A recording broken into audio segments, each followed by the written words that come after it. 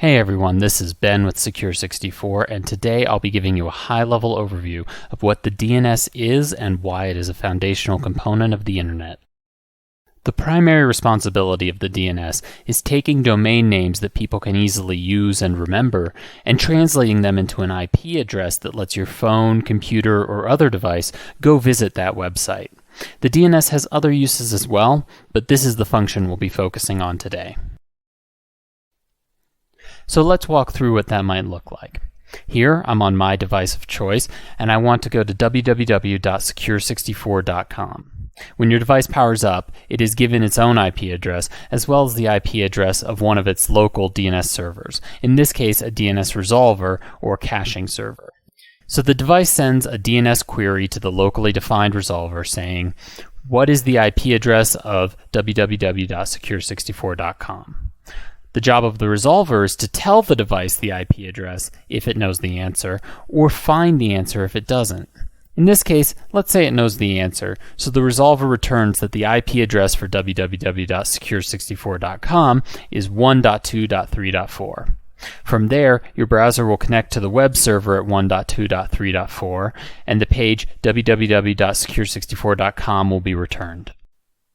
Simple enough, right? But now let's take a deeper look. How did the DNS resolver know what the IP address for www.secure64.com was?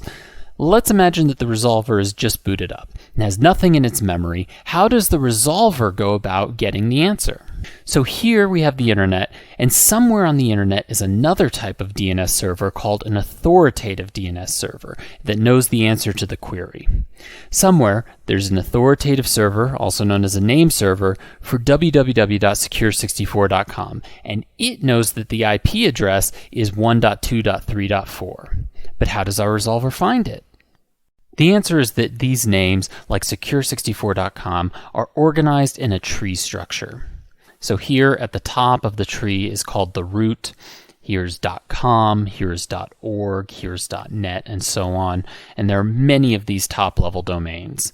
And then underneath, amongst millions of other .com names, is Secure64.com, which is a branch off .com, which is a branch off root.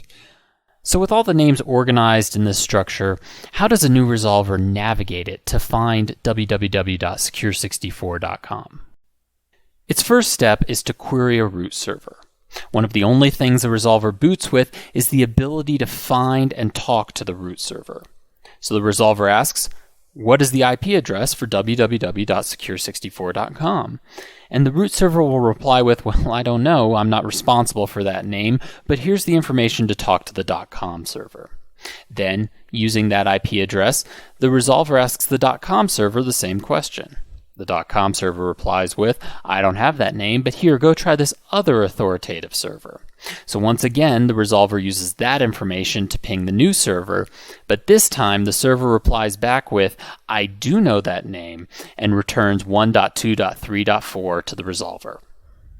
Now that the resolver has the answer, it stores it in memory. After all, it doesn't want to have to do all that work every time it gets a query for the site. It returns the answer to the device, and now, for as long as the answer is still valid, the resolver just immediately answers queries for www.secure64.com with 1.2.3.4. Very fast and efficient.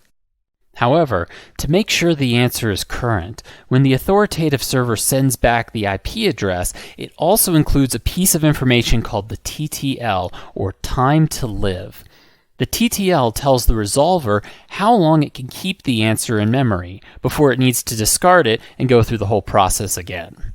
The TTL could be a day, or it could be as low as seconds for some more commonly hit sites. So, at a very high level, this is how the DNS works. Resolvers are responsible for going and getting answers on the internet in response to client queries, then returning that information to the client. Authoritative servers are the ones that actually house the authoritative information.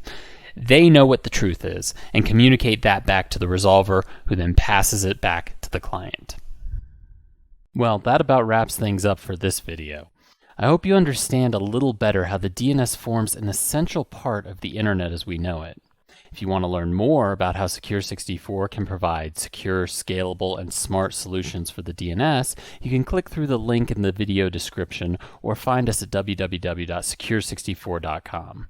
Next time, we'll go a little bit deeper into trust in the DNS and how the DNS can be protected from fraudulent responses. Hope to see you there.